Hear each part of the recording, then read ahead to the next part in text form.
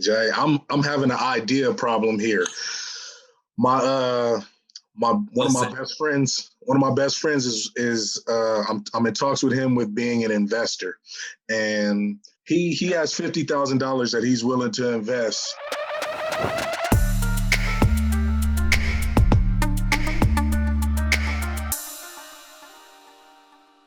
I'm trying to merge our two goals together. I'm letting him know that, you know, he can get 9% on his money, and his whole thing is, I don't want he doesn't care about the percentage on the money. He wants to be a partner with me with whatever we do. He's like, I'm thinking more long term. It's not about the money. He's like, I want us to build something together. I want us to have something for our kids and so forth and so forth. And really, my buddy, he has no investor background. This will be his first investment. He's not no real estate guy. This would be his first deal. So I'm trying to merge, because I really would not want the headache, because I don't think him with money. I don't have faith in him yet. He's not there. He's not proven. I wouldn't want to be in a partnership with him like that. Not yet. He's just not ready for that.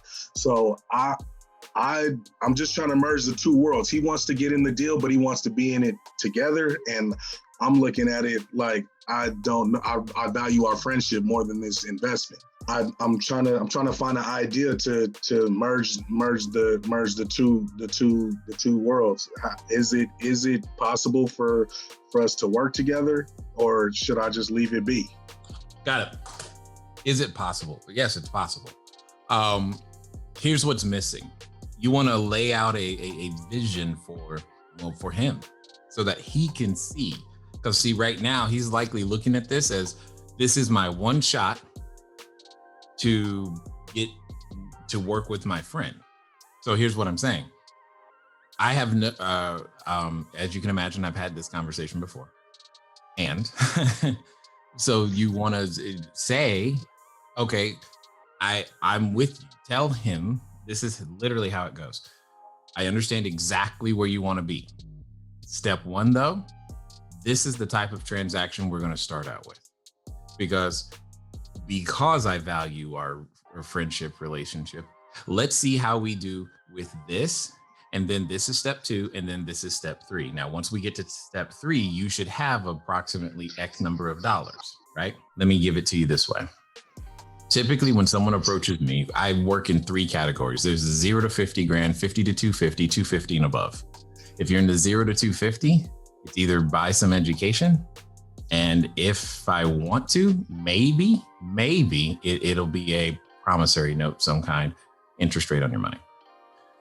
Now, from 50 to 250, okay, we can be a little bit more creative. And sure, smaller pieces of equity and things of that nature can come to the table, but we would have to be talking about larger amounts of money. And even in that situation, it's still usually going to be your own deal by yourself, and you'll still just earn a return on your money. At 250 and above, then if you're talking about full-on partner, then okay, cool. That's a potential, but typically that doesn't start until $1 million. So I would love to work with you. Of those three places, where would you like to start? You said $1 million. Did. Do you see what that happened there, Earl? Yeah, I've given him a choice of where he wants to start from, and a reason for why we're starting where we're starting. Yeah, absolutely. And it just makes sure he understands that this is where we're starting. This is why we're starting here. And if this goes well, I'm open to considering the next step. But right now, I value our friendship too much, but I do want to help. And if I can, I can help. And I'm already paying you 9%, which is 2% more than what my mentor said to pay. Yeah, don't think I didn't hear that. So this is what I can do. Does that make sense? Yeah. That's where you need to go, right? Yep. Yeah. Good. Hey, Jay. Yeah. Is it safe to say, like, because that's a great question. I've always wondered about that, but I didn't really know when to ask it. But there's always people who see our success early, and they're like, hey, this is good, or they got questions, or they want to know certain things. So is it safe to say that it's kind of like a test, trial and error, trial period that you kind of like put them through because they're in that 0 to 50 range, and until that first deal goes well, or that first 9% or 10 or 15 grand or whatever it is, then it's kind of like as the money grows and the business relationship grows as well. Is it safe to say that?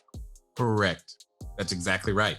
Because here's what I am testing. It's not so much about the dollar amount as much as it is about, I need to know how you are going to react emotionally when you see on the news or when something you interpret as bad happens. Because it is their ignorance becomes your liability. And that's my concern. And most people don't think it all the way through because they're like, well, shoot, they had the money, so we did the deal. And here's a very simple one. And this is one of the reasons why I start with the loans. If they are in a car accident and hurt someone, you have a problem. Because if they don't have the proper structure to defend themselves, any of their ownership is something you are going to have to pay for to defend, unless you want to be in business or in a forced liquidation situation with this other unnamed third party. That's a risk I can't take. I won't take. But most people don't see that risk at the beginning because we're only thinking about, well, it's going to be great. I like you. You like me. Yeah, I got that, until something happens. And I want to protect that. Most importantly, I want to see how you react when something goes bad. I want to see. I need to see. Because if you react poorly, it costs me and my family money. If I react poorly, you should want to see it from me. But if I react poorly, it could cost you money. And that's really what we're talking about here. Their ignorance is your liability, which is why you don't want to, it's kind of hard to say that directly to someone. Like, your ignorance is my liability. Now, if you tick me off enough, I'll eventually get there. But I'm trying to not say that, if that makes sense. I don't want to lead with that. All right. But that is the reality of the situation. I've been in situations where someone else's ignorance cost me money because I wanted to defend my ownership. And I didn't like that. I don't like that. So I guard against it. And then I audition you all the way through to see if you can handle it. Can you handle it? Because I don't know, right? And heaven forbid, should everything go well and you end up with 12 stacks and you then you lose your mind again the other way. It's like, come on, man. So it's like, how they respond emotionally is your potential liability. We got to figure that out first. I know it's your boy, it's your girl, you've seen them forever, y'all hung out. Things change. And that's not even including like the what happens if they die situation. I've had that too. Because that is really no fun. Like, that's just immediate no fun. Because if they're not prepared right then, most of the time, the family needs liquidity and cash immediately, which causes lots of stress.